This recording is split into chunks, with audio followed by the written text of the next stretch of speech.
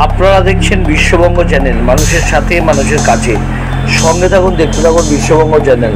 Subscribe করতে অবশ্যই ভুলবেন না।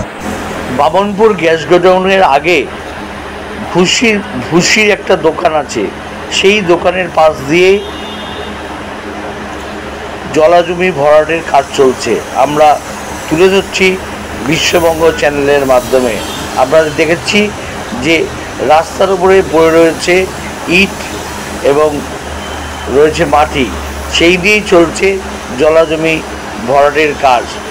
ভোটের আগে এই জলাজমি ভরাট হচ্ছিল, কিন্তু সেই সময় বাধা দেন মোহনপুর পঞ্চায়েতের উপপ্রধান নির্মল কর। তিনি আশ্বাসও দিয়েছিলেন যে এই জলাজমি ভরাট করা যাবে না, যারা করছে আমি উপযুক্ত শাস্তির ব্যবস্থা করব। কিন্তু কোথায় প্রশাসন? মাত্র 150 থেকে 200 মিটার দূরে মোহনপুর থানা। আপনারা দেখতে পাচ্ছেন যে জেসিবি নামিয়ে এই ভরাটের কাজ চলছে। আমরা বিশ্ববঙ্গ চ্যানেলের মাধ্যমে আপনাদের সামনে তুলে ধরছি যেই রাস্তা ভরাট হচ্ছে সেই রাস্তার কিছু সারাংশ আমরা দেখাচ্ছি। আমাদের সঙ্গে থাকুন, দেখতে থাকুন বিশ্ববঙ্গ চ্যানেল। আমরা যাচ্ছি যে জায়গায় ভরাট হচ্ছে বা ভরাট করছে সেই জায়গায়। জেসিবি দিয়ে ভরাট চলছে, বেশিরভাগ কাজটা হচ্ছে রাত্রের দিকেই। আপনারা দেখাচ্ছি যে জেসিবির যে চাকা আছে সেই চাকার দাগ রয়েছে এই রাস্তার ওপরে। আপনারা দেখাচ্ছি, বলতে বলতে আমরা অনেকটা কাছে চলে এসেছি এই জমির, এবং আপনারা দেখতে পাচ্ছেন যে দুটো বড় চাকা, অর্থাৎ জেসিবির যে চাকা হয় সেই বড় চাকার দাগ এখানে পড়ে রয়েছে।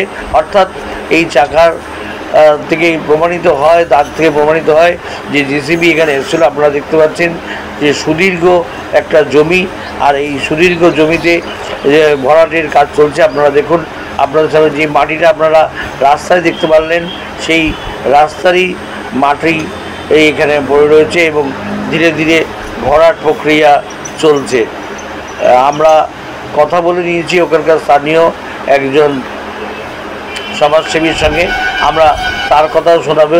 কিন্তু মোহনপুর পঞ্চায়েতের যিনি প্রধান আছেন নির্মল কর, তিনি আশ্বাস দিয়েছিলেন সংবাদ মাধ্যমকে যে এখানে কোনো রকম দুর্নীতি বরদাস্ত করা চলবে না, জলাজমি ভরাট করা চলবে না। কিন্তু কিভাবে তার চোখের ফাঁক দিয়ে বা প্রশাসনের চোখের ফাঁক দিয়ে এরকম কাজ চলছে সেটাই দেখার, কারা করছে সেটাই দেখার, তারা কি প্রভাবশালী। আপনাদের দেখাচ্ছি যে রাস্তা দিয়ে জেসিবি নেমে এসে এই রাস্তা ভরাট করছে। সেই ভরাটের যে জায়গা, অর্থাৎ সেই জায়গার স্থলে এখন দেখতে পাচ্ছেন আপনারা যে মাটি পড়ছে, অর্থাৎ এখন কিছুটা কাজের বিরতি রয়েছে, আবার হয়তো রাত্রের কাজ চলবে। আমরা পেয়েছি সমাজসেবী অঞ্চলে সত্যজিৎ দত্তকে, তার মুখ থেকে চলে গেছে। সেখানে জলাজমি ছিল, সেই জলাজমিটা ভরাট হচ্ছিল, কিন্তু আপনার তৎপরতায় এবং সংবাদ মাধ্যমের তৎপরতায় সে কাজ তৎক্ষণাৎ ভোটের সময় বন্ধ হয়। কিন্তু আবার সেখানে মাটি পড়েছে এবং জেসিবি দিয়ে সেই ভরাট চলছে। কী বলবেন? দেখুন, আপনারা দেখেছেন ভোটের আগে আমি কাজটা বন্ধ করেছিলাম। থানা, প্রশাসন, পুলিশকে সবাইকে জানিয়েছিলাম এবং আমাদের অর্জুন সিং যে আমার নেতা, তাকেও জানিয়েছিলাম। এখানকার মোহনপুর পঞ্চায়েতের উপপ্রধান নির্মল কর তখন বলেছিল যে আমি ওই কেসটা তদন্ত করে দেখব, যদি এটা হয়ে থাকে তাহলে সেটা বন্ধ করা হবে। কিন্তু এখনও দেখছেন আবার ওটা ভরাট চালু হয়েছে, ভোটের পরেই আবার চালু হয়েছে। তার মানে এটাই যে নির্মল কর আছে ওনারও কথা কেউ মানছে না। কেন কি টিএমসিতে, তৃণমূল কংগ্রেসে কোনো শৃঙ্খলা নেই, সিনিয়র জুনিয়রের কোনো সম্মান করে না, কে বললো না বললো তার কোনো ইয়ে নেই। আপনারা যে প্রমাণ পাচ্ছেন আবার কাজ চালু হয়ে গেছে, কার কথাতেই কাজ চালু হলো, কে এর মধ্যে আছে মিলিত। এবার সেটাকে আবার আমি বলবো নির্মল। বাংলার জননেত্রী মুখ্যমন্ত্রী মমতা বন্দ্যোপাধ্যায় যখন বলছেন যে জলাজমি ভরাট করা যাবে না, এরকম পুকুর ভরাট করা যাবে না, যদি কেউ করে সে কাউন্সিলর হোক, চেয়ারম্যান হোক আর যেই হোক, তাকে দৃষ্টান্তমূলক শাস্তি দেবেন তিনি। কিন্তু এখানে যে পুলিশ প্রশাসন রয়েছে, সেই পুলিশের থানা মোহনপুর থানা 150 থেকে 250 মিটার দূরের অবস্থিত, কিন্তু তা সত্ত্বেও প্রশাসনের চোখের সামনে বুড়ো আঙুল দেখিয়ে এই কাজ করছে। এরা কি প্রভাবশালী? কি বলবেন? প্রভাবশালী দেখুন, এরা যারা কাজ করছে তারা খুব ভালো লোক না, সব দুষ্কৃতী আছে। আর এরা তৃণমূলের হারমাত বাহিনী। এরা হচ্ছে সারাদিন সিন্ডিকেট, কীভাবে তোলাবাজি করবে।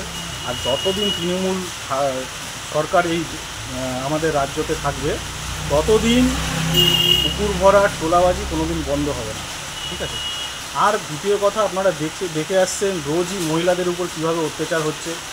আপনি হাওড়ায় বাঁকড়ায় দেখছেন কীভাবে গোষ্ঠীদ্বন্দ্ব, কীভাবে মহিলাকে রাস্তার মধ্যে চুলের মুঠি ধরে মারা হচ্ছে।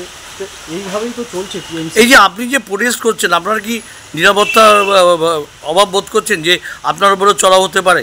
এ তো রোজই চলছে, রোজই তৃণমূলের নেতারা এসে বাড়ির সামনে এসে থ্রেট করছে, দেখে নেবো বুঝে নেবো। এই যে আজকে আমি কথা বলছি এই পুকুর ঘর নিয়ে, আজকে রাতে দেখবেন আমার বাড়িতে গিয়ে অ্যাটাক হয়ে গেছে। এগুলো চলবে, কিন্তু আমরা ভয় পাই না। আমি ভয় পেয়ে কোনোদিন রাজনীতি করিও নি। যদি ওরা পাল্টা দিতে চায় আমিও পাল্টা দিতে শিখে গেছি। আপনার নাম? আমার নাম সত্যজিৎ নস্কর।